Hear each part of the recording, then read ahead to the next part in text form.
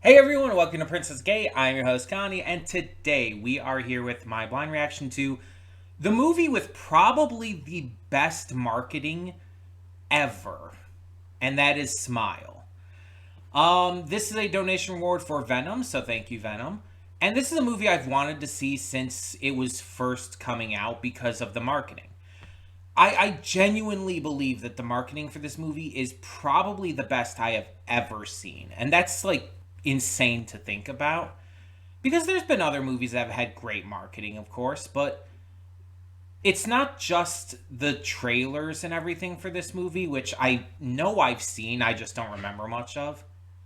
What I remember this movie for is the in person marketing. And what I mean is, they had people, actors, going out to like football games and standing in public spaces and stuff, just standing there, smiling creepily.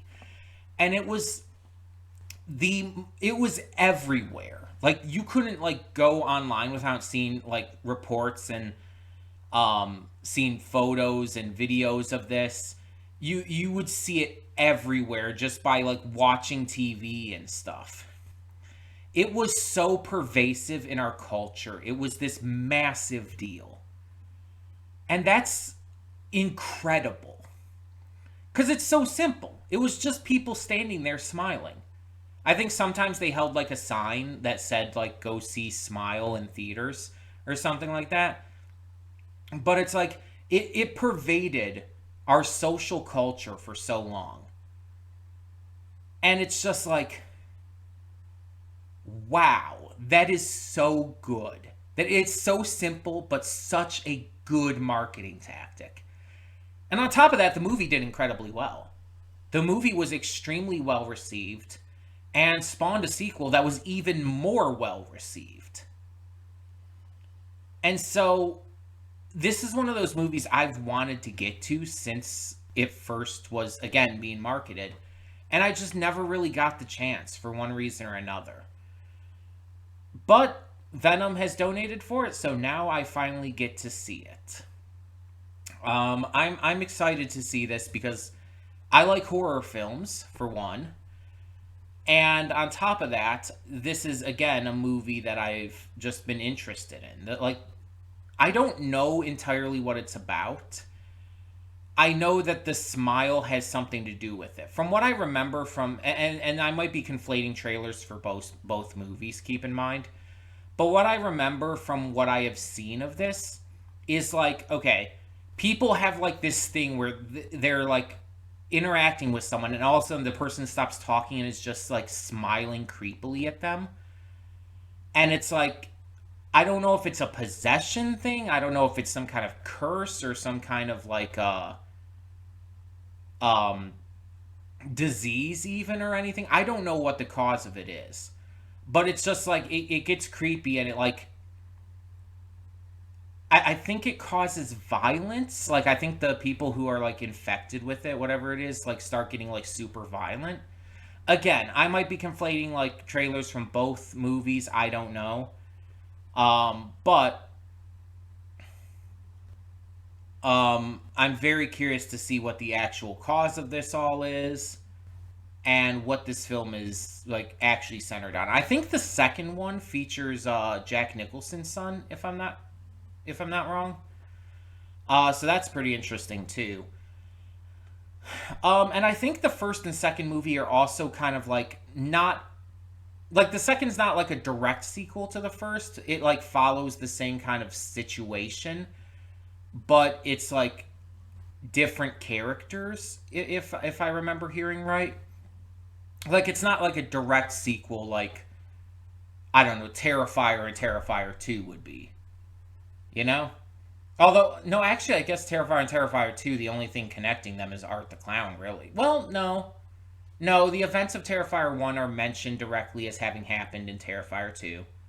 There is continuity there, just Terrifier 2 begins like more of an actual plot to it. So maybe Terrifier 2 and Terrifier 3 would be a better example. Either way, it's still, it's not like not a direct follow up, but more of like takes place within the same, like, kind of, I guess, world and situation. But again, I don't know for 100% certain. I have no real like inkling on that. I'm just going based off of what I think I remember. So I'm very curious to see what all the hype is about and to see why like this was like so well marketed.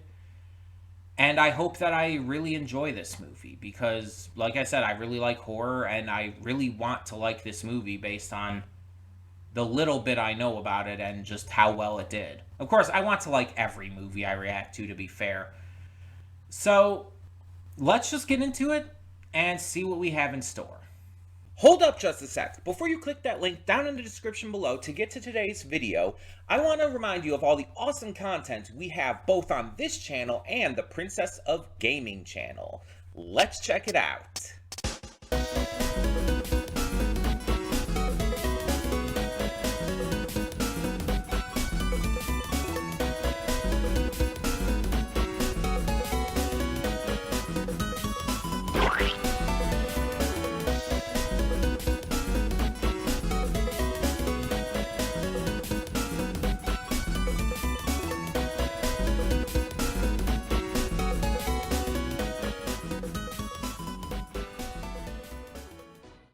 And we are back, and we'll begin with spoilers in 3, 2, 1, now. So, this movie's main theme is very much worn on its sleeve.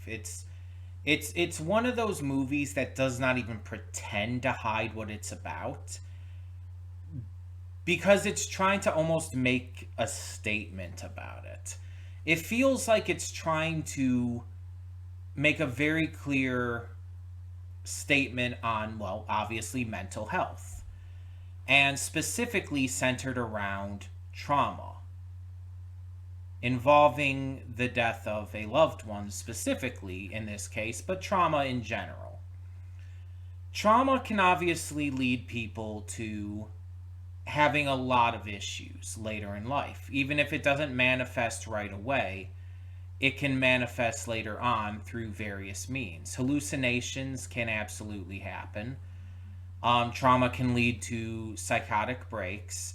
It can lead to paranoia. It can lead to a lot of things. Trauma is like exceptionally like affecting to the mind. And there's a lot of different factors into how it can manifest and why and in what ways and everything. So it's not usually going to be the same for every person. There's so many different factors that go into it. And this is one of those examples of a movie, like I said, that like doesn't try to hide that that's what this is about. Because you have this young woman who witnessed her mother's death when she was a kid. She was 10 years old. Her mother was, from what we are told, it was a monster. She was presumably abusive. She was terrible. She was so bad that Rose's older sister, Holly, was like constantly out of the house because she couldn't stand to be there. Which, as was pointed out, was a form of self-protection. But it also did leave Rose to take all of her mother's abuse alone. And that wasn't fair to her. And there's this the scene where Holly and her are talking about that. And Holly is like saying that that's not fair and I shouldn't have done that. It's like, yeah, that's true. And the way it talks about that is like really well done. And we see that that this entity, that this curse is basically representative of a cycle of trauma. A person being traumatized by an event their trauma leading them to become, to fall under like these mental illnesses and these mental problems, all of these different issues, and that then goes into them committing suicide, affecting a person who has seen them, and that affecting them into the future, and so on and so forth. It's a perpetual cycle of trauma.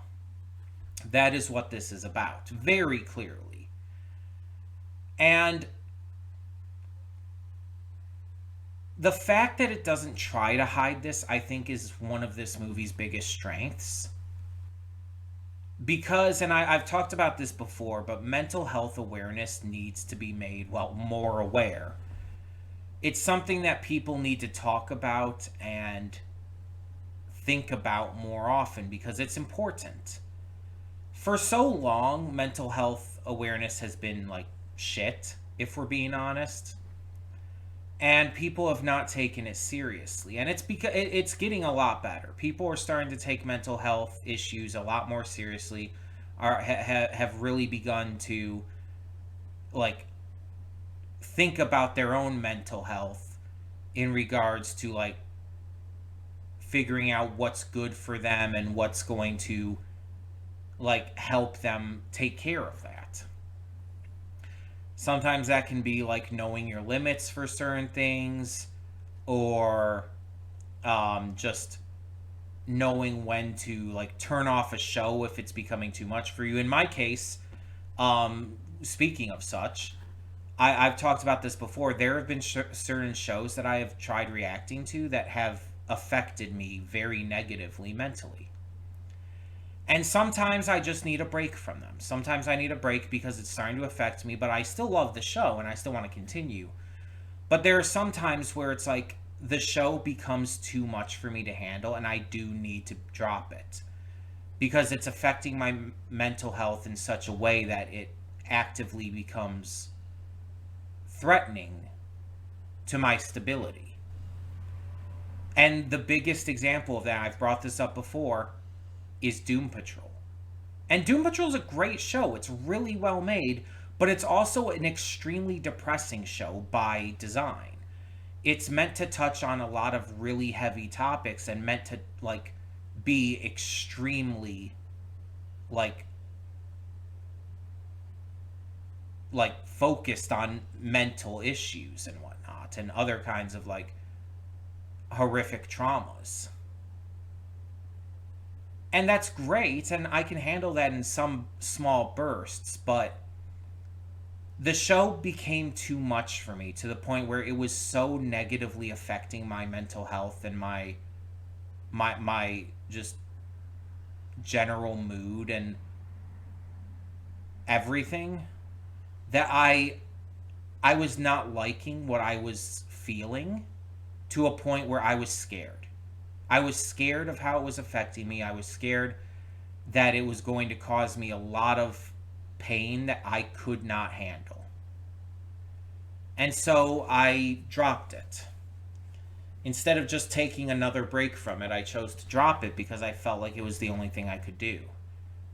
And that is a form of taking care of my mental health, knowing when to say no to something. Which is also, just generally speaking, something I have trouble with. I tend to not be very confrontational, and part of that tends to be like I'm very agreeable a lot of the time. So it's like I need to be able to confront things, I need to be able to say no to things, and that's difficult for me. And I need to especially be able to do that when, you know, my mental health is involved with it. So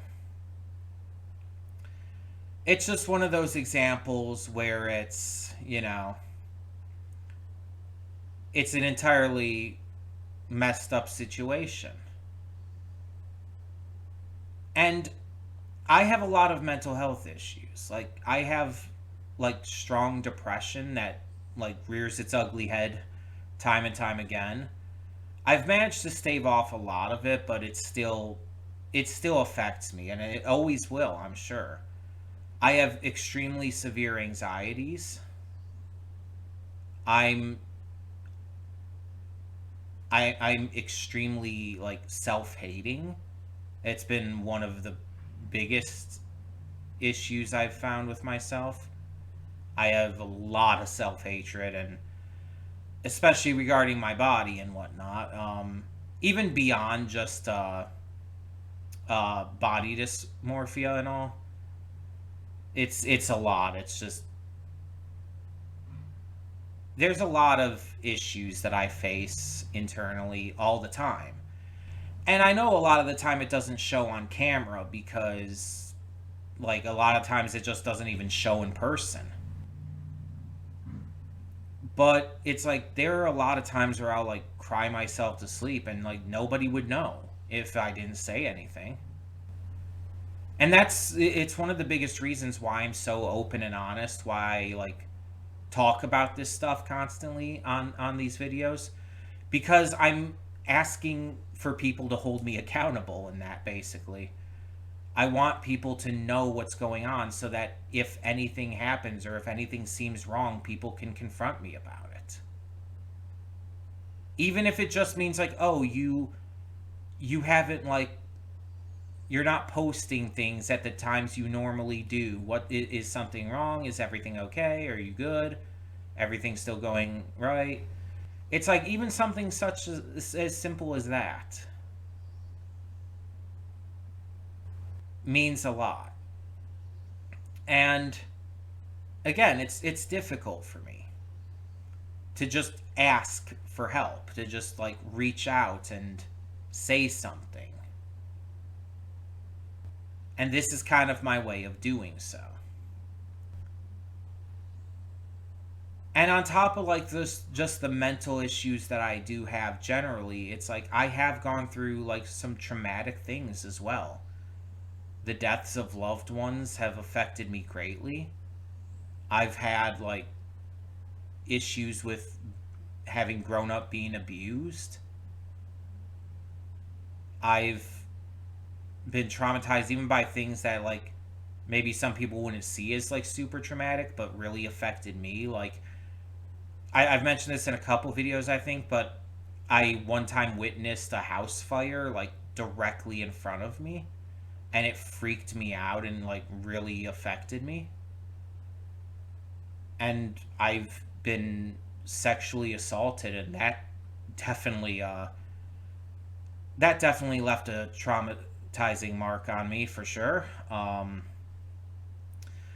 There's a lot of things that have affected me to different degrees over my life, and it's hard for me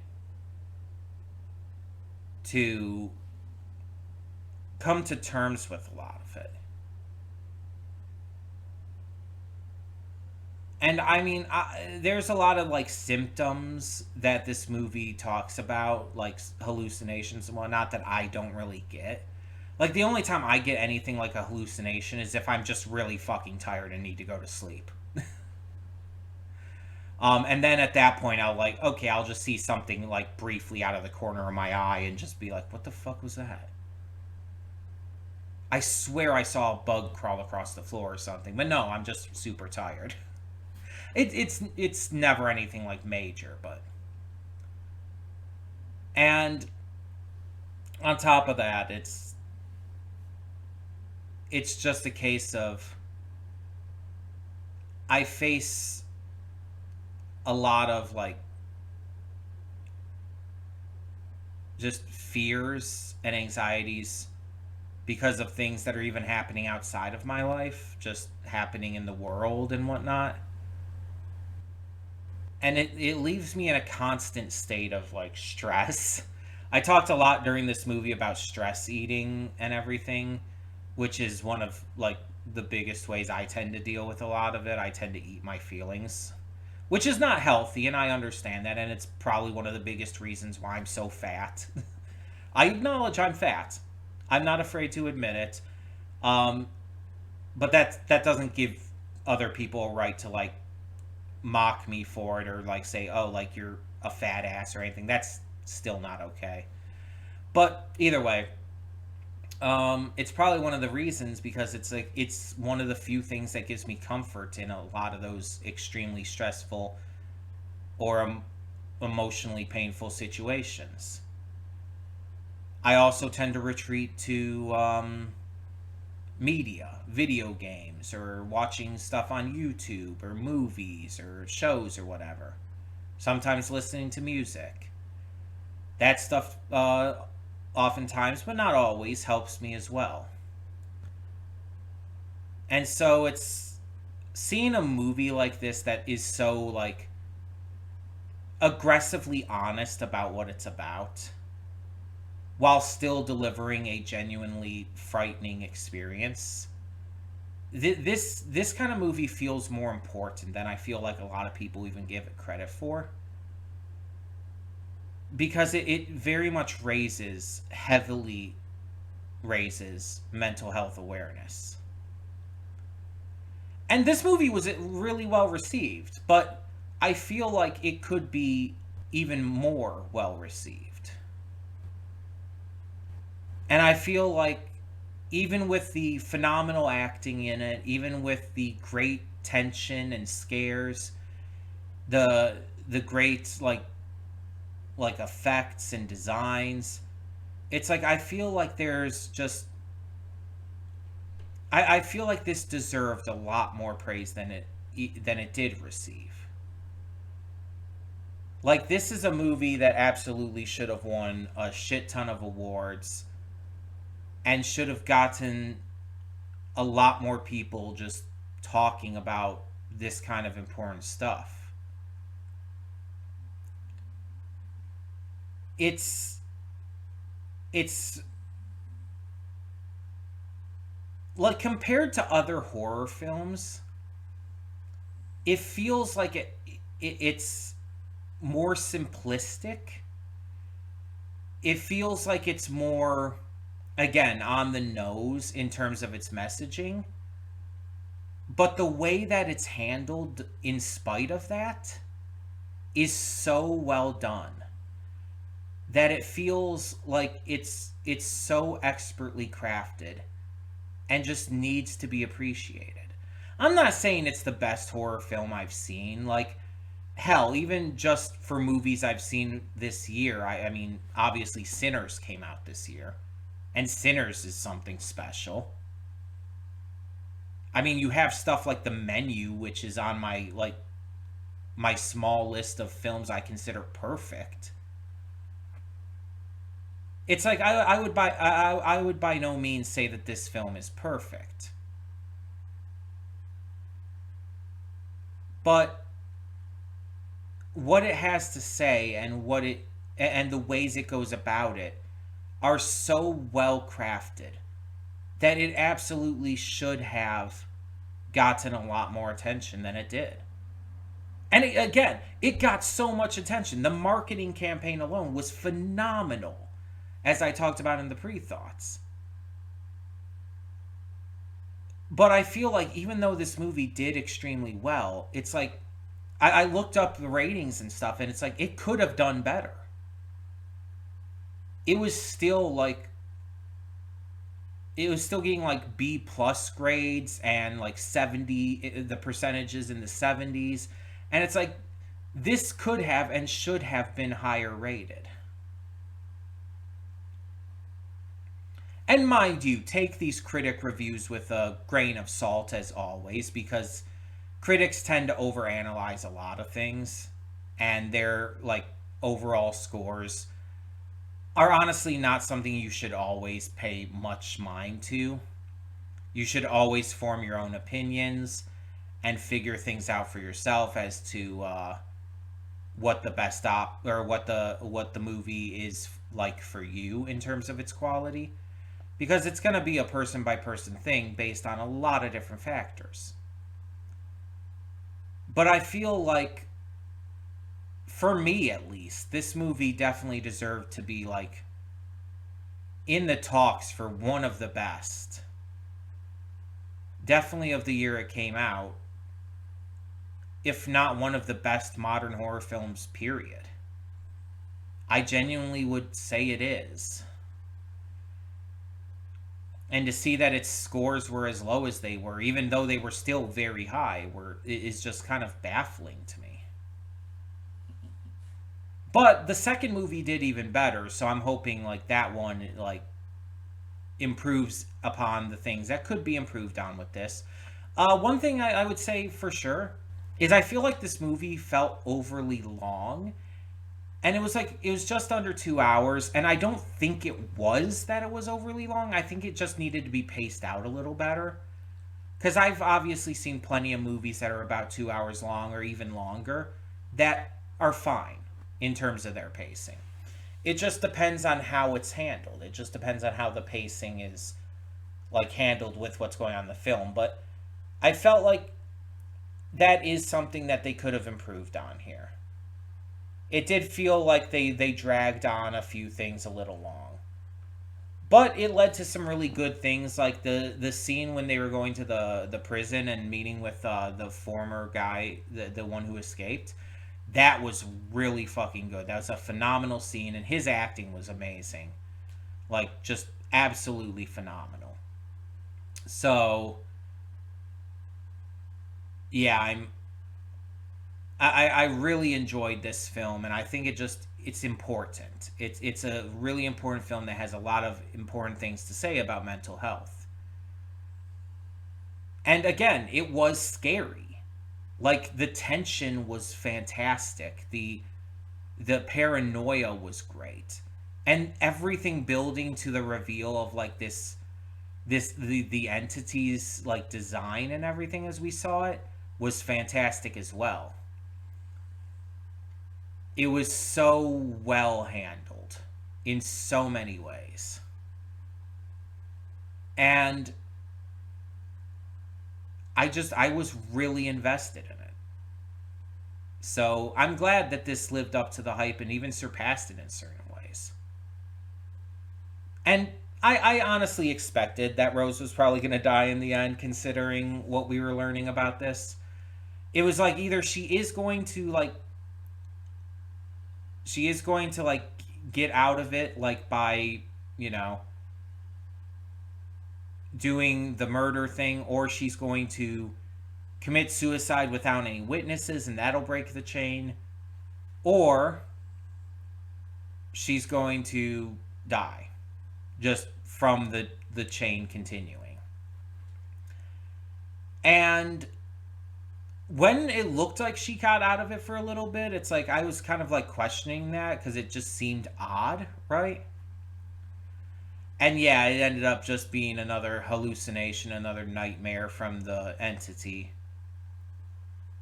And yeah, she never had left the house in the first place. So now she had to deal with that.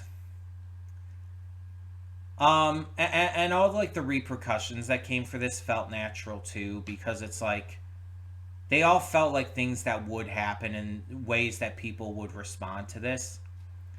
Like with Jessie T. Usher's character, her fiance and everything. His reaction to her, the way she had been acting, and the things that had been happening was mostly reasonable. He was being a little bit argumentative and confrontational in a way that just wasn't helping. He was going a little far with it, especially with like the accusatory stance he was taking, and then like calling her doctor without her permission and trying to stage an intervention. It's like that's not okay. And the things he was like saying about her and the way he was confronting her about it, it's just like he wasn't handling it well. But his response is still like understandable because of how she was also acting, and the fact that, you know, the fucking cat was in the child's birthday present, the dead fucking cat. Yeah, let's traumatize a 10-year-old just because. Which, you know, she was a traumatized 10-year-old, so again, cycle of trauma. But yeah, it's like he didn't handle things well. You want to say that like oh god, what was his name? the ex. I'm sorry, names are escaping me right now. I remember Rose's name, but her ex, like, you want to say that him, like, being more there for her and believing her a lot easier was the you want to believe that was the better reaction, but he was really quick to just like hear her out, and it did feel a little like, even before that he felt like he was being very he had not let go of their relationship, let's put it that way. He was still holding on to her a bit. Like even the other, even the secretary at the desk was noting that it's like, she's engaged, right? I'm single, but he had not quite let go of their relationship yet, and it showed. He was way too quick to just accept things and all. Though once he started seeing the pattern on like through the database and everything, it's like that I'll give him. Once he started seeing that one and started becoming a lot more, knowledgeable about what was happening and seeing everything happening, that makes sense. That tracks. I can understand that. But the way he was a lot more like friendly and accepting and just not really willing to confront her about these things prior to that was not the best way of handling it, if we're being honest. He just could have handled it better. But I'm not saying he was bad. I'm not saying he was like, being like super unhealthy for her in a way that would make things worse. He's just not really helping matters by going along with it. It's just he needed to confront her a little bit more. Not to the level that, again, her fiance had been, but still. Considering the things that happened, considering the things like with the cats and all, there needed to be at least some confrontation. And mind you, like, I think anyone would agree that, like, hearing what she was saying and everything would sound pretty crazy. Like, I think even she would acknowledge that, but it's just one of those occasions where you have to, like, listen to her to some degree, but you also have to try to talk her down out of it to help her understand. And honestly, what she was doing with the girl at the beginning, before the girl killed herself. She was being very respectful, but and hearing her out, but she was also trying to talk her down out of what she thought at the time was paranoid delusions. She was trying to help the girl and she was actively confronting her about it, but she was also listening at the same time. Her fiance was not listening. That was his biggest problem. And the ex's problem was that he wasn't confronting. They both kind of represent like each side of that, and you need both. And so I mean obviously in a more literal sense that wouldn't have helped with what was going on here, but still, in terms of like a real life situation, you need to be able to confront someone if the things they're doing seems crazy and dangerous, whether to themselves or others. But you don't have to be mean or dismissive towards them, because that doesn't help either. That can cause a lot more harm than good too. So yeah, both sides were kind of off with how they handled it. Not that she was handling it well herself, but she's also the one going through it. So yeah, it's a pretty wild movie that leaves a lot to talk about. Like I've been talking for almost 30 minutes now on this stuff. And like I haven't really talked that much about the events of the movie. More about like the meaning of it and everything that like stems from it and all. But I feel like that's what this movie leaves me to talk about. It makes me want to talk about that stuff more than anything else. Because the events of the movie themselves seem almost like metaphor for all of that. And so that's what it has me thinking after watching. But like I said, it was still a good film, just even without like thinking too much into the theming and messaging. It was still like really good on the surface level as a horror movie. Maybe not the best that I've seen in recent memory, but up there for sure. So tell me in the comments below, what did you think of Smile? Obviously, no spoilers for Smile 2 at all. I don't want to know anything going into it. I want to be completely blind. So do not spoil me on anything regarding the sequel. And just tell me your thoughts on this one. And thank you to Venom, as always, for donating. Thank you for your donation for this one. And I hope that everybody enjoyed the reaction. For now, let me know your thoughts once again. I'm Connie, and I'm signing off. See y'all next time.